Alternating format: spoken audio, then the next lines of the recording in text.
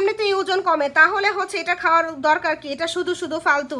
তো এই কমেন্টটা করছে একজন আপু আমার লাইভ শেষ হয়েছে, তারপরে উনি লাইভটা পরে দেখে এই কমেন্টটা করছে। তো আপু এই যে জিম সেন্টারগুলোতে এত এত সাপ্লিমেন্ট কেন সেল করে? যদি হচ্ছে জিম করলে বডি এত বাড়তো, তাহলে যারা জিম করে তারা এত সাপ্লিমেন্ট কেন খায়?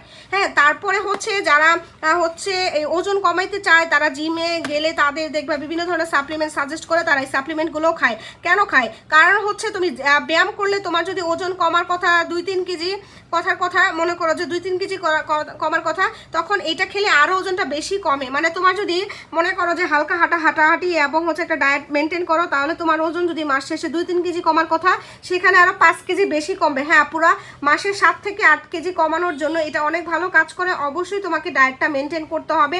উল্টাপাল্টা খাবার খায় যখন তুমি এটা খাবা, তাহলে কিন্তু এটা কাজে আসবে না। এটা আমি ক্লিয়ার কাট কথা বললাম। আর ডেলিভারি ম্যানের সামনে চেক করে তারপরে প্রোডাক্টটা নিতে পারবা, এর আগে 1 টাকা অগ্রিম দিতে হবে না।